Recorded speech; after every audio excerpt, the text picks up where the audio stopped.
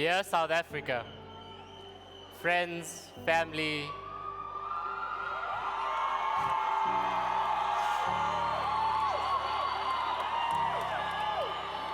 rise Mzansi, rise! Rise Mzansi, rise!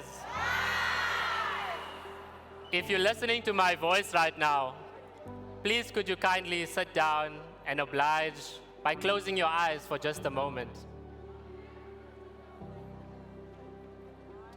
Thank you. Keep your eyes closed.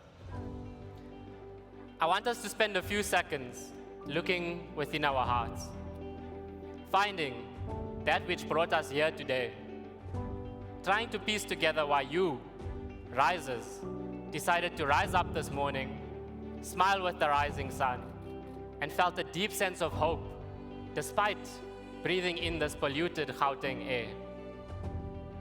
That indeed, while things aren't going the way they should right now, they most definitely could be. Listen to the beating of your heart as it tells you not to let this moment and this feeling pass you by. Use it to fuel you. Use it to guide you. Use it to inspire the collective change and action we need right now. Hold on to it as a promise to yourselves. Keep that feeling with you and express it as a love letter to your children and grandchildren, as a commitment to rising up in a time when despair has poisoned our sense of belonging and community. Especially in a time like now, with so much suffering and destruction in the world. From Gaza to Guguletu, we need to embrace each other in our common humanity. Before you open your eyes, I'd like to quote a few words of the great poet Maya Angelou. Leaving behind nights of terror and fear, I rise. Into a daybreak that's wonderfully clear, I rise. Bringing the gifts that my ancestors gave, I am the dream and the hope of the slave. I rise, I rise, I rise.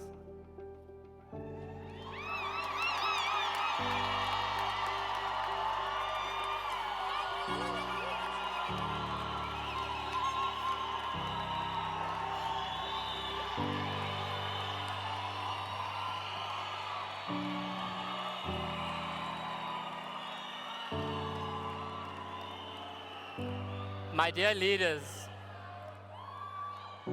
leaders and fellow activists, Sanbonani, Dumelang, Acheng, Molweni, Namaste, Goeiemorgen, and greetings of peace. Assalamu alaikum wa rahmatullahi wa barakatuh.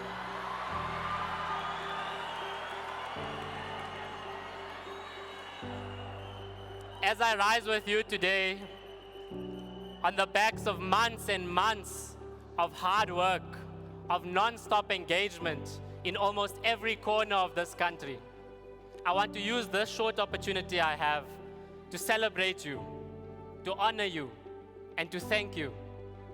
Young and old, as you see in this room, across the rich diversity of South Africa, answering the call to not watch as things get worse in this country, but instead took the brave decision to say, "Not in my name."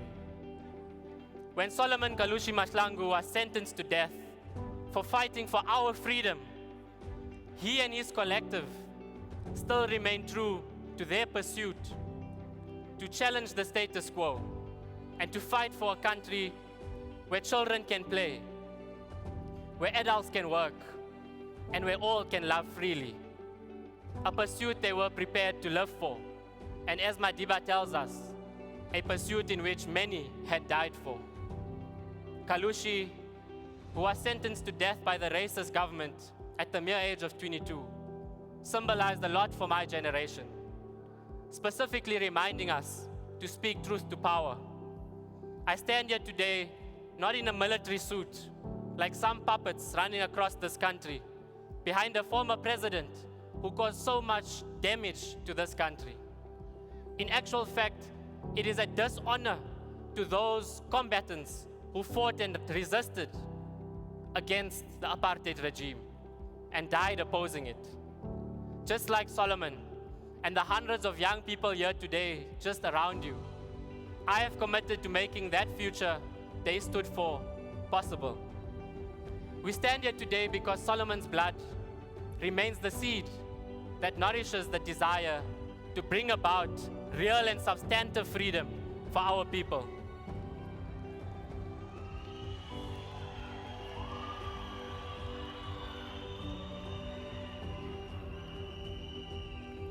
And while that tree has grown almost 30 years now since it first sprouted out, there still remains a deep, deep problem.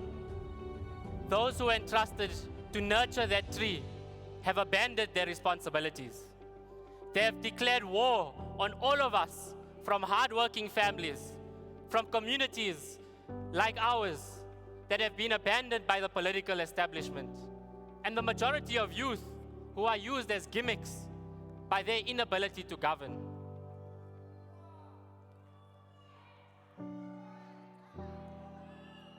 The ANC of today, my former home, is not the ANC of Tambo and Mandela.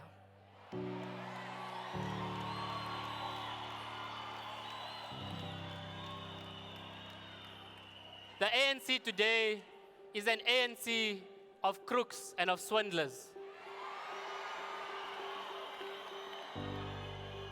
And unfortunately,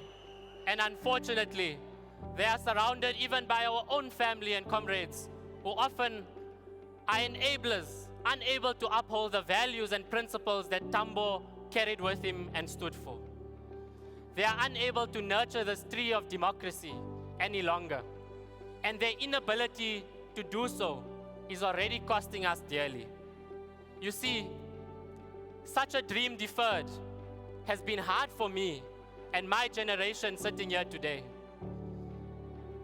With the constant stench of corruption and injustice looming in every part of our existence, from the street corners where unemployed graduates seek jobs, or where we're given piecework created for us by this government to remain dependent on them, but strips us of the dignity to live a good and decent life. Perhaps this daily reality is a check for us on how much more easier it is for us to actually get access to drugs or alcohol, rather than get help writing our CV. We live in a democracy where the idea of freedom has never crossed the barrier of promise. But now, the rising tides of change is upon us.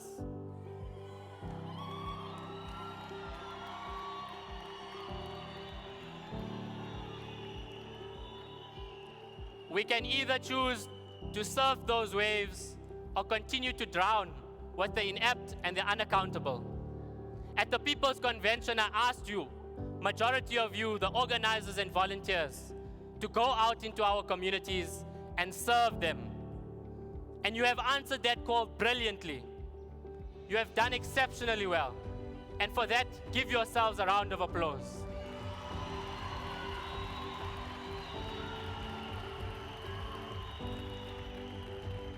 In fact, there's been none better volunteer at RISE Mzansi than our national leader, Songezo Zibi, who has spent 7 days a week, non-stop, for the last 9 to 12 months, serving RISE Mzansi and building the South Africa we all deserve.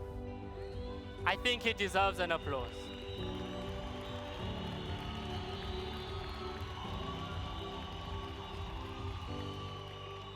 It's important for us, and today rather, I ask each and every one of you to rise with him in courage. We need courage to withstand the noise of those who don't see a vision for building a country that is safe, prosperous, and united for us all, and not just the few. To do the hard work to making it possible within our generation, not in 50 and 100 years' time. now. The time for working together and putting aside inflated egos and healing from our deep pain has come.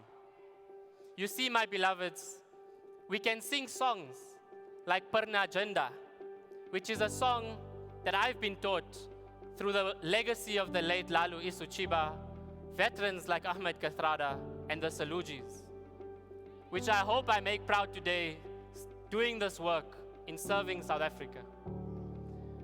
It is a song that demands us to keep this flag flying high and not to fall into the hardships that we are faced with. Alternatively, we can sing songs like Senzeni Na, which, mind you, we were singing at Wits University's gates during FISMA's fall, pleading for the doors of learning to be opened, the promise that was made, but not delivered. You see, a song like that makes us feel helpless and sometimes powerless. Perhaps I should sing a song of a more famous rendition. You know the one, nobody wanna see us together.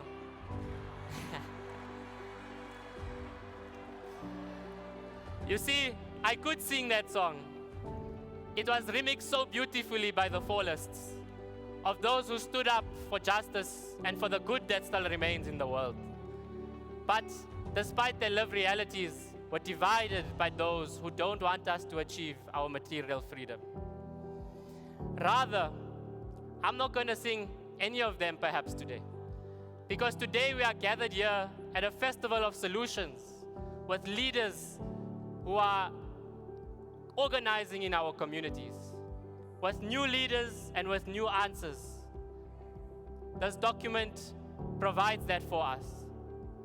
We gather to welcome a leader who has been brave enough and courageous enough to step up and do the work necessary to reset this democracy.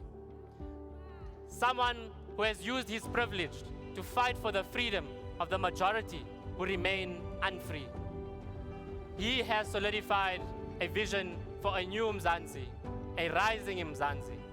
And unlike the sinking ship of the official opposition, who show us daily that upholding supremacist ideals cannot bring you progressive outcomes, neither can mediocre leaders inspire the vast majority of us to trust in them. I stand before you today to say neither the blue nor the yellow is able to secure a future for all of us, free from violence and of poverty.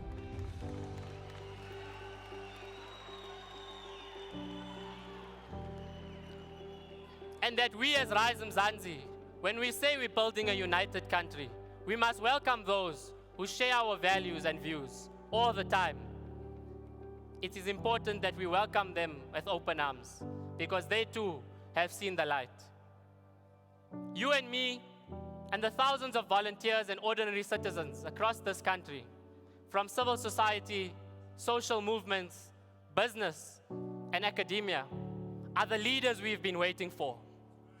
We are the leaders who must usher in a future we all deserve, and contend with the fact that there is never going to be a perfect politics. The only time that exists is in our friend groups and on Twitter Spaces. We can, however, as a people, decide today on a commonly agreed to agenda, a program of solidarity, as our chair has outlined, that allows us to rally behind a vision that is broad enough and powerful enough to maintain our focus on the type of country we want to make a reality. Our pact is really with each other. Look at the person next to you, because that is the pact we are building, of ordinary people standing up for freedom and justice in our lifetime. Across black, white, Indian, colored, and everywhere in between. Our pact has been built day by day, knocking on doors, hosting meetings, protesting, and raising food gardens from the ground up. Our pact is built not in words or promises, but in how we lead ourselves and uphold the vision that the national leader of RISE Mzansi, Songezo Zibi, and the National Leadership Collective have worked so hard to build with you. Our pact is not about positions, but being in service to the communities we are from first.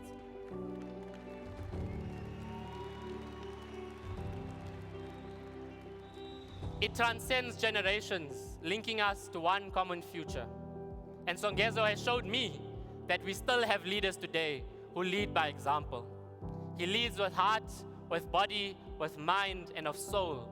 He leads not as a divine right, but as a committed South African like you and me, who cares about the future of this country and of upholding law and order. He leads in all his youthfulness as a person who understands the need to get the job done and to ensure the highest ethical standards are upheld. If anything this year has taught me, that South Africa has found a leader who will prioritize the people and not just jump into any popularity contest.